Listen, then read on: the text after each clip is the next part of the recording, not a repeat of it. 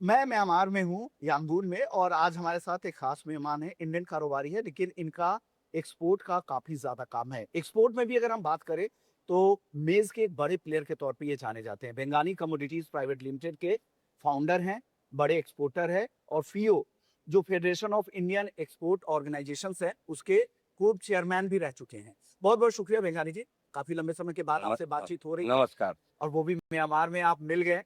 शुरुआत मेज के प्राइस आउटलुक से कर लेते हैं सर। मक्के को लेकर क्या मौजूदा ट्रेंड क्या लग रहा है? किस तरह के प्राइस आउटलुक आप देख रहे हैं? मक्का के लिए ऐसा है, अभी मक्का का प्रोडक्शन अपने लास्ट 5 ईयर में इंडिया का प्रोडक्शन 44 मिलियन टन हो गया, जो 5 साल पहले 24 मिलियन टन हाँ, था। हाँ। तो प्रोडक्शन में बहुत बड़ा जंप आया है। हाँ, हाँ। और यील्ड अपने इंडिया के क्रॉप की यील्ड काफ़ी बढ़ गई है। Yield okay. ज़मीन उतनी नहीं बढ़ी है, जस्ट अपन सोचे हुँ, कि ज़मीन बढ़ गई है, ज़मीन नहीं बढ़ी है, हुँ, यील्ड काफ़ी बढ़ गया है। ये इथेनॉल का प्रोस्पेक्ट देख करके सभी फार्मर ट्रेडर सब उत्साहित होकर मक्का लगाए थे।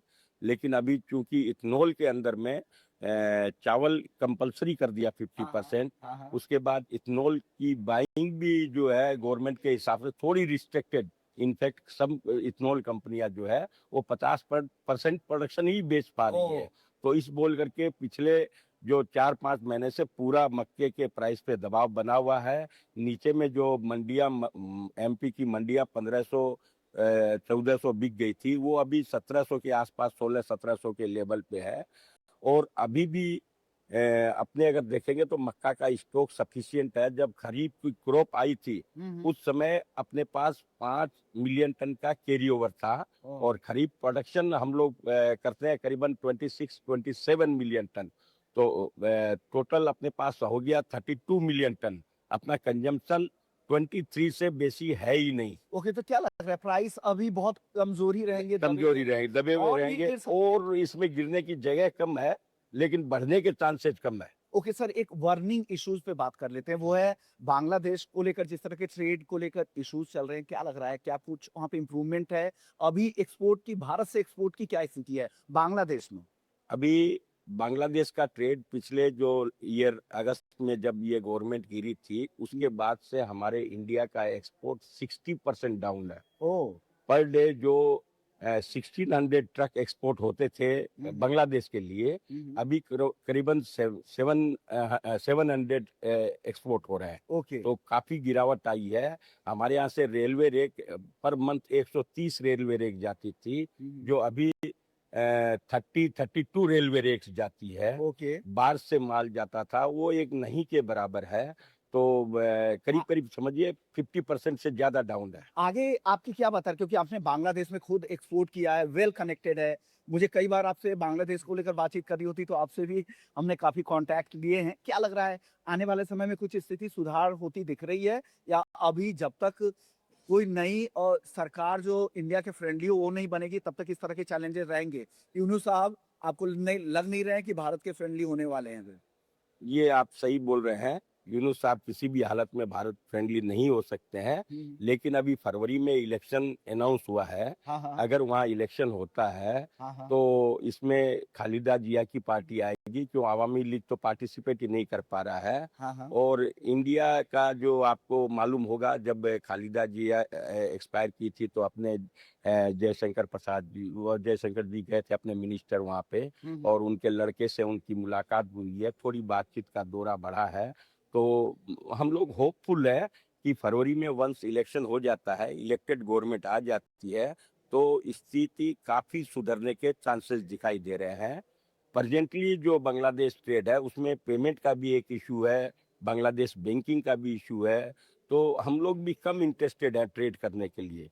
लेकिन मैं काफ़ी आशावादी हूँ कि वंस इलेक्टेड गवर्नमेंट आएगी और इंडिया के साथ रिश्ते सुधरेंगे, क्योंकि पड़ोस में रहने के नाते दोनों देश ही चाहेंगे कि हमारे रिश्ते में सुधार हो। ओके सर, एक छोटा जवाब दे दीजिए कि कौन-कौन से ऐसे ट्रेड हैं बांग्लादेश इश्यू की वजह से जो सबसे ज़्यादा प्रभावित हुए हैं? और दूसरा, क्या किसी एक्सपोर्टर्स के पेमेंट भी अटके हुए हैं? अभी पेमेंट तो बहुत एक्सपोर्टर के अटके हुए हैं, हाँ। क्योंकि मैं FIO के फॉर्मर रीजनल चेयरमैन हूँ। इस बोल करके बहुत सारे एक्सपोर्टर रेगुलर ये कंप्लेन कर रहे हैं कि हमारे पेमेंट अटके हुए हैं। इनफैक्ट हमारे भी 1-2 पेमेंट अभी अटके हुए हैं। तो पेमेंट अटकने का सिलसिला तो जारी है। कौन कौन से कमोडिटीज है जिन पे सबसे ज्यादा हिट हुआ है जो यहाँ से यहाँ बांग्लादेश पे जाती है? एक कॉटन को आप पकड़ लीजिए, कॉटन, प्याज, इसके अलावा प्याज, मक्का मक्का तो बहुत हुआ कम थो, होता है। थो नहीं हिट हुआ है, लेकिन मक्का जो पहले 100% इंडिया से एक्सपोर्ट होता था, अभी उनका मेजर झुकाव जो है यूएसए, ब्राजील, अर्जेंटीना में हो गया और कौन सी कमोडिटी, इन 3 कमोडिटी के ऊपर राइस है। राइस अभी फिर बांग्लादेश गवर्नमेंट चालू किया है राइस में। इंपोर्ट करना? हाँ, इंपोर्ट का चालू किया है। भारत के प्राइस है इतने कि राइस हम एक्सपोर्ट कर पाए, क्योंकि प्राइस तो काफी कॉम्पिटिटिव हो गया क्या? नहीं नहीं नहीं भाई, भारत में तो बहुत राइस की प्राइसेस वगैरह जिस तरह से पैरिटी मिल रही है क्या? क्योंकि बाकी सप्लायर्स भी दाम लगातार घटा रहे हैं। नहीं, बांग्लादेश कभी भी इंडिया से पेरिटी अच्छी रहेगी, बिकॉज लैंड पोर्ट से ओके, एक्सपोर्ट होता है। लॉजिस्टिक के हिसाब से। लॉजिस्टिक के हिसाब से। पाकिस्तान को ज्यादा फायदा हो रहा है मौजूदा रिजीम का? बहुत ज्यादा पाकिस्तान का फायदा नहीं समझा जाएगा। देखिए, पाकिस्तान ये चाह रहा था कि बांग्लादेश को अपने फेवर में ले करके और थोड़ा कुछ करें। अब पाकिस्तान खुद ही आप देखिए, जब 1947 में इंडिपेंडेंट हुआ तो वहां पे 71 बांग्लादेश और पाकिस्तान का, पाकिस्तान बहुत ऊपर में था और बांग्लादेश बहुत नीचे में था। और बीते 50 सालों का रिजल्ट ये रहा कि बांग्लादेश अभी काफी ऊपर चला गया, पाकिस्तान धरातल में चला गया। $1 300 करेंसी में बहुत नीचे चला गया है। तो हमको नहीं लगता कि पाकिस्तान के पास बहुत कुछ है जो किसी भी तरह बांग्लादेश को सपोर्ट कर पाएगा। इंडिया गवर्नमेंट हमेशा सपोर्ट करती आई है। 71 के इंडिपेंडेंस में भी इंडिया गवर्नमेंट की बहुत बड़ी भूमिका रही है, और इसी भूमिका से बांग्लादेश का ग्रोथ भी हुआ है, काफी अच्छी उनकी जीडीपी हुई है। बांग्लादेश इंडिया ऑलवेज बांग्लादेश को सपोर्ट करते हुए आया है। तो मैं आशा करता हूं कि बांग्लादेश के जो नागरिक है या बांग्लादेश की जो गवर्नमेंट है, इस चीज को थोड़ा दिमाग में रखते हुए थोड़ा अच्छा व्यवहार और रिलेशन इंडिया से सुधारेंगे, जिसमें दोनों देश का ही इकोनॉमिक ग्रोथ होने के चांसेस ज्यादा रहेंगे। ओके, यानी भारत से संबंध अगर सुधरते हैं तो बांग्लादेश को ज्यादा फायदा होगा उनकी इकोनॉमी के लिहाज से, ये कहना है विमल जी का। बहुत बहुत शुक्रिया विमल जी, आपने वक्त निकाला और अपने वीजी कॉन्फ्रेंस में से भी हमारे दर्शकों को गाइड किया कि मौजूदा स्थिति क्या है। Thank you. आज मैं